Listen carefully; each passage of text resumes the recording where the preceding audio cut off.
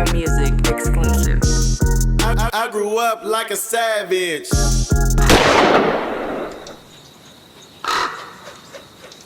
Telling you what you're doing.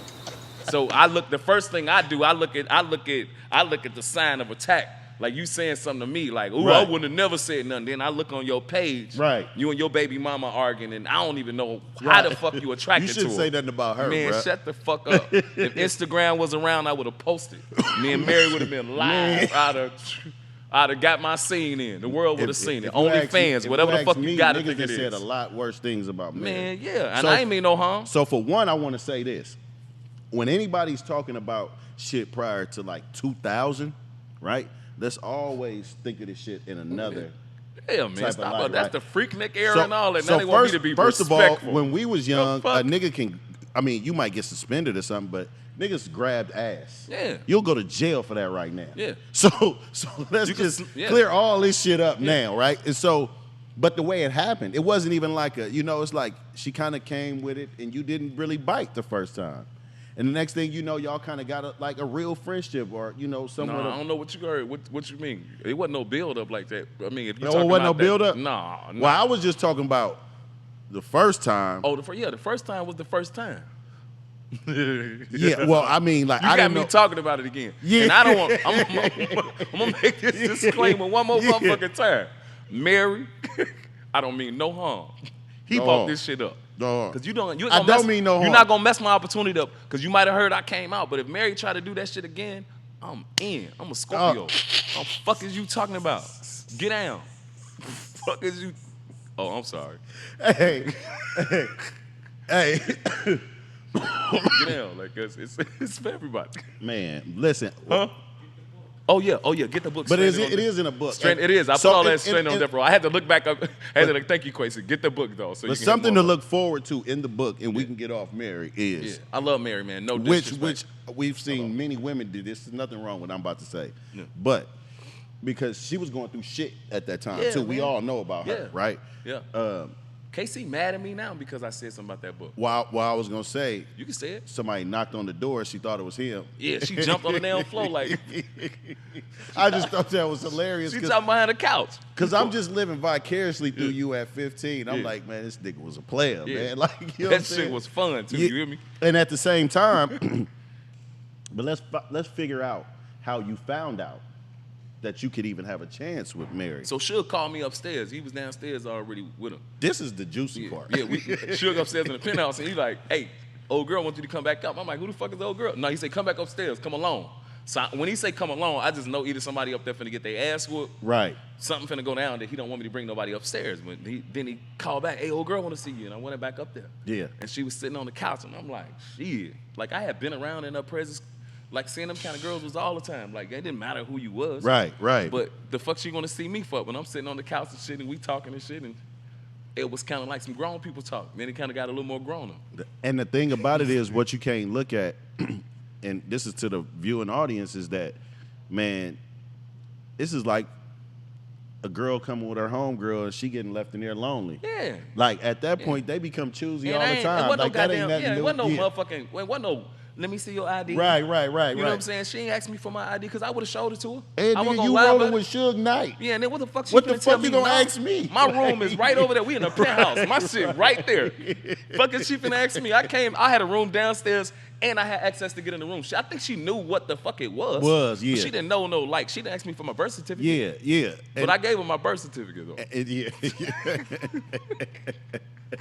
And for sure that. And so Black Heart. We got to talk about who the friend was. Yeah. Oh shit, man. That's what you must don't want me to go to New York no more. No, that's not it. You talking about Puffy Baby Mama? I'm not finna do it. I'm not doing that. Yeah, please. That's right. Yeah. Right. Yeah. I'm talking about Misa. Yeah. Right. This is Puff Baby Mama. Yep. She was at the thing that I want, because this shit happens now, right? Yeah. And we try to. Thank you. We try to talk shit about all of these young dudes. Well, not we. I'm just saying, not me and you. I'm just saying, as a collective society, talk shit about the Kodak Blacks or the NBA young boys or the young dudes that they say do the fool, right? But it's no difference, like, or sharing women or whatever. Well, first off, I'm gonna definitely say it's a difference. But first off, even with saying that about Misa, it looked bad, so to say. People take it in a certain way. It looks horrible. It does, right? Yeah. But the fact is that you only can fuck with the type of people in your community that's in your community. You understand what I'm saying? I've heard that. So you'll find yourself, wanting to talk, I guess, to another celebrity because you're around celebrities. So she just happened to have talked to such and such and such and such and such. You understand what I'm saying? So it's not like I think, let me go get at your girl. These are your options that you have. And my options is just the same as a motherfucker hanging around their college. You either fucking Tammy, Tamika, or Isha. That's true. true. You know what I'm saying? But these Tammys and Tamika and Isha happen to be celebrities. I'm going to say she should have went New York Nick instead of Death Row. Who? Misa. Why? I was saying she came too far. If we had to limit down to the community of a certain stature of you people. You saying stay in New York? I'm going to say, no, I'm just going to, or go Laker. Don't go Death Row. She nice. went Death Row. Yeah. That was huge. It's like baby mamas, man. Not everybody was so young. Yeah. If you really think about how young she was and how young even Mary was and I was young, Suge was young. Even during all this time. Like, now that I be looking at it and I'm like, damn, I used to call dude like a daddy to me.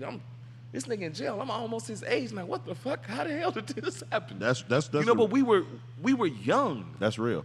You know what I'm saying? So a lot of people, nobody gave Suge the manual of what to do with this record label. Nobody gave these women the manuals. All they was doing was trying to make sure that they was really in. That's what the fuck happened right now. You want to run with the runners. Before social media. Yeah, you want to run with the winners. And I'm saying, it's not like, if we think of it in today's time, like, if you go to Suge Knight's hotel room, everyone's going to know today. Oh, shit. If Instagram was that shit, like, boy, get the fuck out of here. You can't hide none of that shit. That shit we was doing, I'll still be in jail. Right. Fucking Instagram. Hell no. Cut that camera off. You was on all of these records, right? Yeah. Like, I Ain't Mad at You and Toss It Up and all of that. But, like, you recorded a single. You recorded Slip and Slide. Slip and Slide. Y'all was on an island somewhere in the video? Mexico. Cabo, St. Lucas. And Mexico. even though you didn't really rock with Dog Pound and all of that, like, they was there. All they asses came off my budget. Hell yeah. They charged it to that budget. I don't know why they don't like me. They all of them be mad at me. I ain't know if I may have never been on their shit, but I know for sure on my papers I got back was a lot of them motherfucking flights. On their motherfucking flights. Fuck you mad at me for I took you to Mexico. Right. Damn, that's crazy. Yeah, they don't like me. But somebody got your jewelry. Yeah, somebody stole all my jewelry. At the video shoot. Yeah. And you had your boys from home there. Yeah, both of my homies was with me. Do you think it was like somebody was y'all at a resort? Or we was on the island. It was only blocked off. We was filming, and the scene was supposed to be me going. I went to do my last scene, and one of the scenes was filming as if me and the girl had sex. So all my clothes and jewelry was on the ground.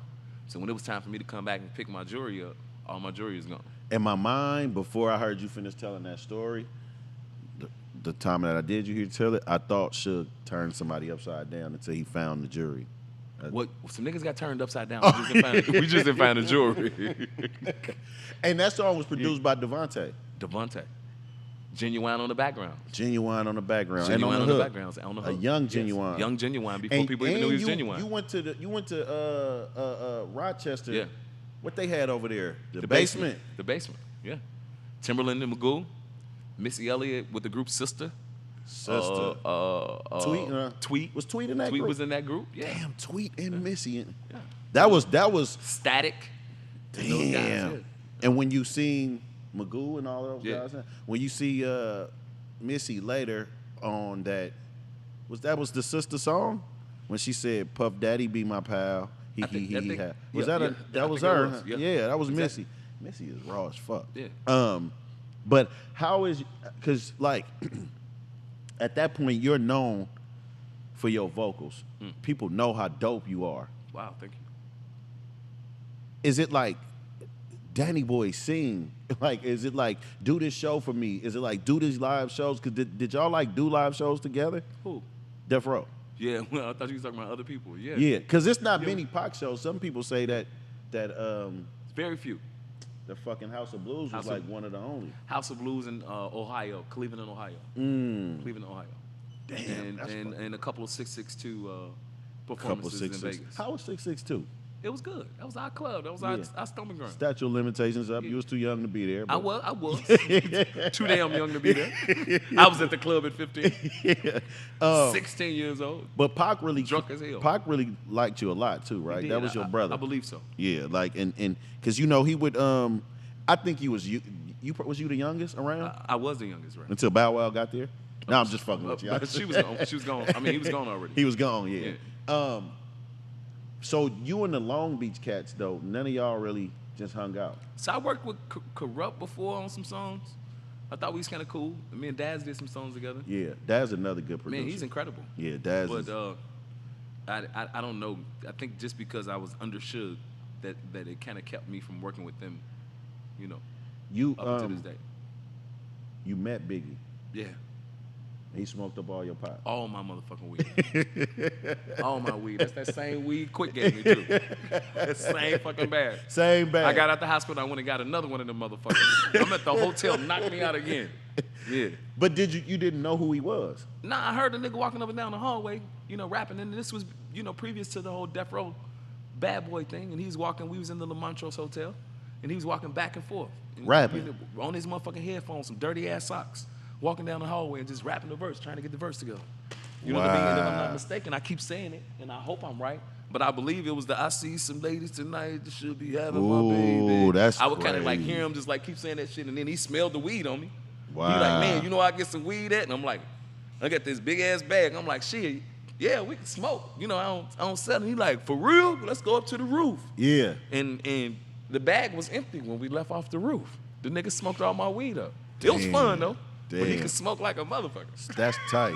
That's dope, Yeah, man. I smoked with him. Rest in peace to Big, Yeah, man. and he smoked with me the next day. Oh, okay. And they was in His Cali. weed wasn't that good though. Of course not. He No. probably had some shit called Quick chocolate. weed was good. Out of that shit. I've been trying to get this shit since. This was 96. Quick, if you still got the same hookup. No, I'm just saying. Faith Evans, you finna get me in trouble. I just dropped a single. It's called "Done Me Wrong," and it's coming out tonight at 12. Oh shit. I'm just gonna go ahead and say the shit now because I don't want to fuck up any opportunity. But go ahead and say Faith shit because I'm gonna be honest as possible. I just outside of what everybody else talked about. Yeah. The most intriguing thing I heard you say about Faith. Wow, what the fuck did I say? Is when she bought Tupac all of these clothes. Swear to God she did. Swear to God. Like that was his bitch. That motherfucker was just as big as that goddamn barrel he got over there. That motherfucker was big and it was full of shit. If somebody buy you drawers, y'all go together. Yeah, you better not buy me no drawers with my homie. What that say for the homie? You want some drawers, bro? You good? You like, what the fuck you want, homie? No, bro. Buy me everything but drawers. I'm kind of iffy about you if you buy me socks. If you buy me socks. What the fuck is you looking at my feet for? But she had drawers, socks, and all that kind of shit in there. So you calculate it and you say what it was. Right. That don't sound like a fucking Christian. That box. don't sound like no. And you know what's crazy about Faith too? What? I think she married Stevie J after. Yeah, no, that's the wildest shit ever. His friend. Because that's her son. I don't know why she won't just go ahead and tell people, hey, like nobody care. We know you did it. It'll blow up. Like it would blow up. Yeah, because she keep telling lies on documentaries. She just say I did about. You should have been. We did it by mistake. Yeah, like been nice. Yeah. And I'm sorry, Faith though. Wonder why they call you bitch. That was her singing on it. She's still on that song. She's still on it today. But they put Michelle. They tried to hide Michelle. You can hear Michelle horrible vocals on top of that. Michelle can't. Yeah, I hear Faith. I'm sorry. She sings really well now though. Michelle does. Yes, she does. Faith is on that song clearly, but they recorded other songs. Oh, did she? I didn't know that. Yeah, well, I didn't know that. But so Bad Boy wouldn't clear that for Death Row. Nope. Was you there in the studio? Yeah. When that was recorded? Yeah. I was always in the studio, yes. That was at Can-Am? Can-Am studio. Damn. And I would come back and forth in the studio, but I sing her in the booth myself, watched her record it. For sure. Wow. Yeah. Wow. And damn. Biggie knew though. Yeah. I mean, you seen the video he made? Yeah. And then he said if Faith had twins, she probably have two Pacs.